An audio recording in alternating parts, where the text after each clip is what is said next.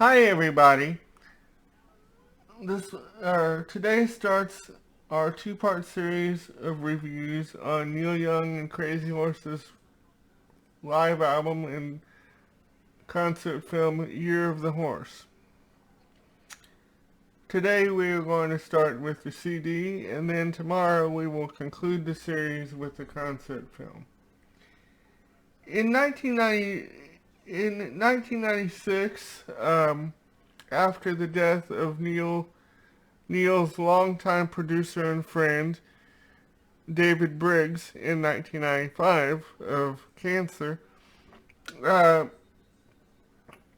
he and the Horse decided to convene at Broken Arrow Ranch to see if they could get an album under their belt without David Briggs.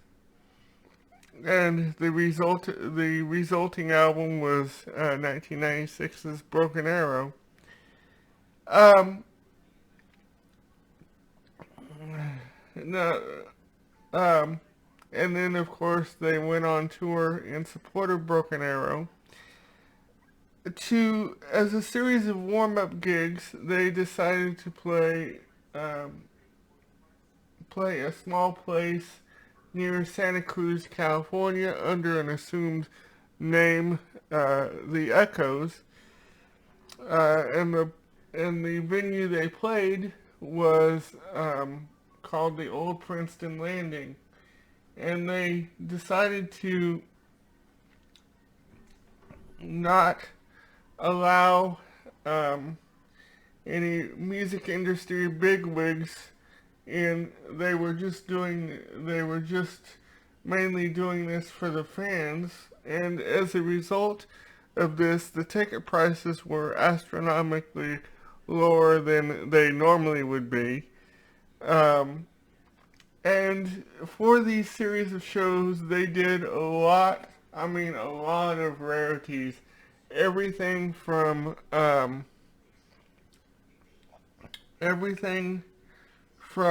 the Old Country Waltz from Stars and Bars to a lot from one of Briggs's favorite horse records, Zuma. And and they, this live album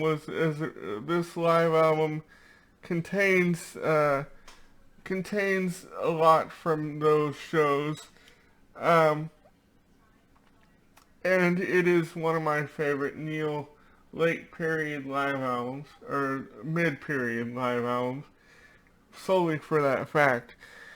Um,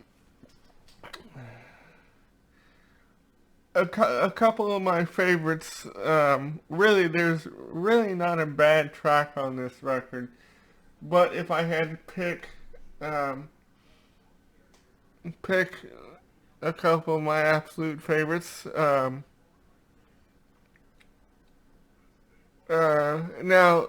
if I had to pick a couple of my absolute favorites, one would be Barstool Blues from Zuma. Now, I really like this album because it contains a lot of songs that I had never heard Neil and the Horse do live, chief among them Barstool Blues. Um, and Another one of my favorites is from Life.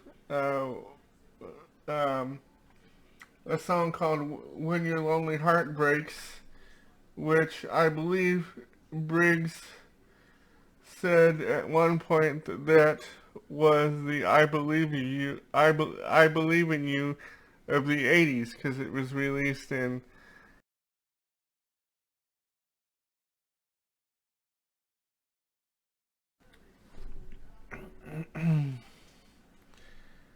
and this one contains my one of my all-time favorite versions of When You Dance I Can Really Love.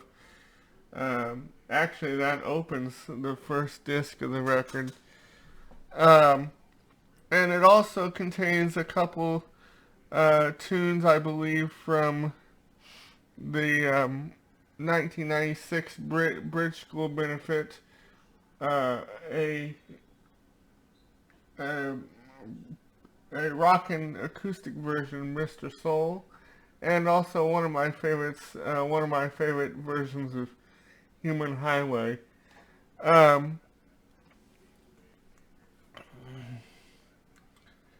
um, Now, it does, along with the rarities, the album also contains a few from Broken Arrow. Uh, a couple of my favorites, among them Slip Away, Big Time, and and Scattered. Um, but oh, on a side note, we will be doing a separate Broken Arrow review.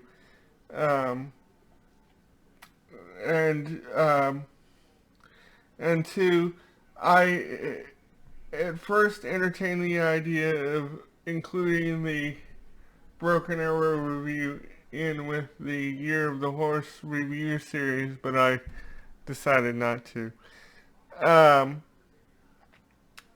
and it also contains a um, until Year of the Horse, I had never heard Pocahontas done electrically, but it this version on Year of the Horse is it fits in well.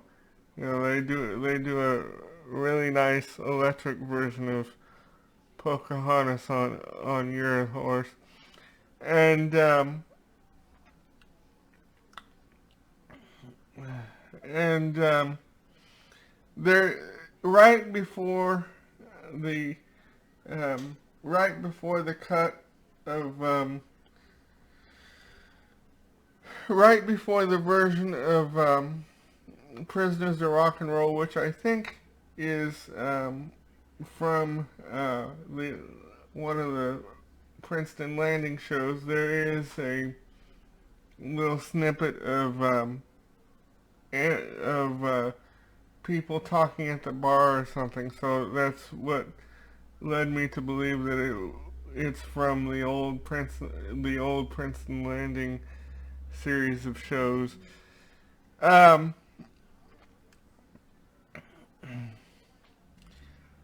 so, um, and of course, the record closes, I think, um, oh, and another song, and another rarity from Zuma, which I think at that time Neil had very rarely done. Um, Another rarity from Zuma that appears on here is Danger Bird, and at that time Neil had very rarely done Danger Bird in concert, so it was nice to have it included in the album. And pardon me. And so overall, I give Year of the Horse, the CD, about 1,000 stars. Tune in tomorrow for our review of the Year of the Horse concert film directed by Jim Jarmusch. That's tomorrow on the Year of the Horse review series.